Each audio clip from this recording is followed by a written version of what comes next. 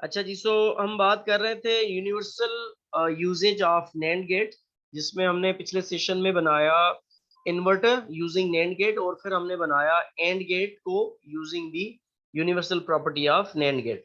Now we are going to construct an और gate using the NAND gate की property of NAND gate की universal property.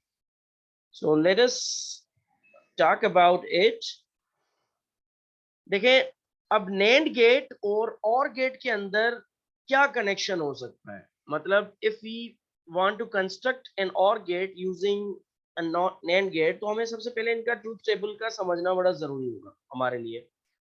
NAND gate का output होता है 1 0 0, where as और gate का आउटपुट होता है 0 1 1 1, डिपेंडिंग अपॉन दो इनपुट्स अगर हो 0 0 0 1 1 0 और 1 1 पे. ये नेंड का आउटपुट है और ये और गेट का आउटपुट. देखिए, हमें समझ आ रही है कि इसके इनके अंदर कोई ना कोई एक खास किस्म का कनेक्शन जरूर नजर आ रहा है हमें.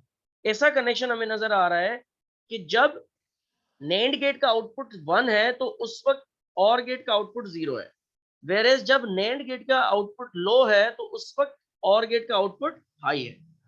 तो हमें समहाउ इस तरह की कंस्ट्रक्शन इसके अंदर रखनी है कि ये डायरेक्टली हमें नैंड गेट के थ्रू और गेट मिले. तो इसके लिए बुनियादी काम जो हम कर सकते हैं वो ये कर सकते हैं कि हम इन्वर्टेड इनपुट्स यूज करें.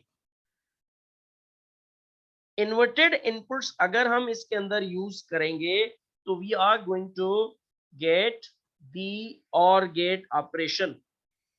मतलब ये है कि आप अगर लॉजिकली यहां पे देखें तो नैंड गेट ऊपर से नीचे लो आ रहा है. मतलब पहले हाई है फिर नीचे तीनों इनपुट्स पे लो है. वेयर एज और गेट नीचे के तीनों इनपुट्स पे हाई है और आखिरी के इनपुट पे लो है. तो अगर मैं इसको हाई टू लो एरो बनाऊं तो ये है हाई और ये है लो, और इसके अंदर ये है हाई और ये है लो. तो बेसिकली ये कुछ भी नहीं है. अगर मैं इसी चीज को उल्टा बना दूं, इन इनपुट्स को उल्टा बना दूं, मतलब इस इनपुट को इनपुट 1 कंसीडर कर लो और इसको 2, इसको 3 और इसको 4, तो वही गेट है जो कि और गेट और नैंड गेट है, जो फिर ये सेम हो जाता है. तो इसीलिए हमने क्या किया, सिंपली इनपुट्स को इन्वर्ट कर दिया. नैंड गेट ये सेम रखा, इसकी इनपुट को ए देने के बजाय हमने ए इन्वर्ट कर दिया. इनपुट के ऊपर बी देने के बजाय बी इन्वर्ट कर दिया. मतलब ये है कि ए और बी के आगे हमने नैंड गेट वाले इन्वर्टर लगा दिए.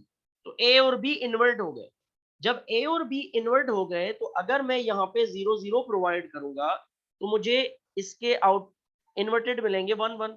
और 1 1 पे आपको पता है 1 1 पे नैंड गेट का आउटपुट क्या आता है. नैंड गेट पे आपके पास आउटपुट आता है 0. तो बुनियादी तौर पे क्या हुआ, बुनियादी तौर पे 0 0 पे हमें 0 मिला, क्योंकि ओरिजिनल इनपुट्स हमारे 0 0 है और ये और गेट की प्रॉपर्टी है.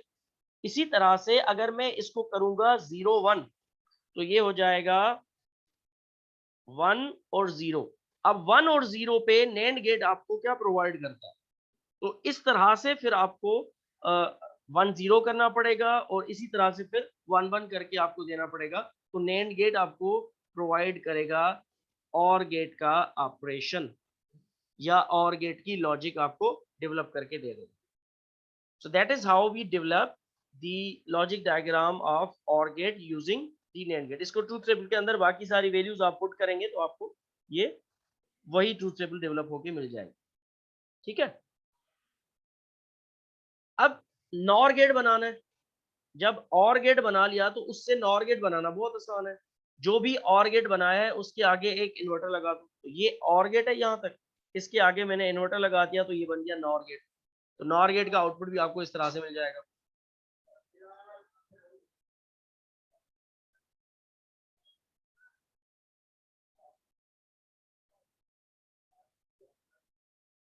अच्छा जी, अब मैंने आपको यहाँ पे नैंड गेट की यूनिवर्सल इंप्लीमेंटेशन समझाई है.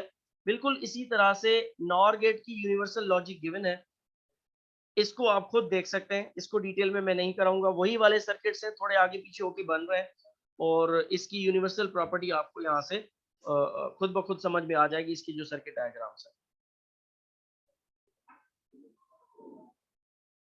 ठीक है जी, उसके बाद हम चलते हैं, अजान हो जाए फिर मैं कंटिन्यू करता हूँ इसको।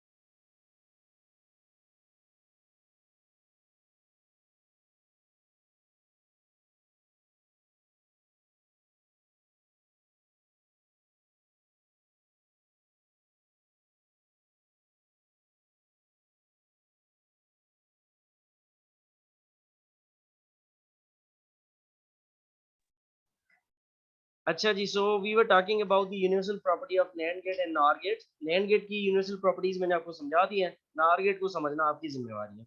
बुक के अंदर हुआ है, थोड़ा सा इसको देखेंगे तो आपको समझ आ जाएगा। Okay, so now we are going to talk about, इस चीज को छोड़ देते हैं, इस चैप्टर की आखिरी चीज है वो हम सीखेंगे, फिर हम नए चैप्टर पे चले जाएंगे जिसमें एडर कंपैरेटर वगैरह पढ़ेंगे। Yes, pulse waveform operation. Waveforms और पल्सेस मैंने आपको समझाई थी। पल्सेस और वेवफॉर्म किस तरह से होती हैं, ये वेवफॉर्म्स कहलाती हैं जिसके अंदर पल्सेस है। अब एक पल्स के अंदर क्या होता है, उसके अंदर राइजिंग एज और फॉलिंग एज होती है।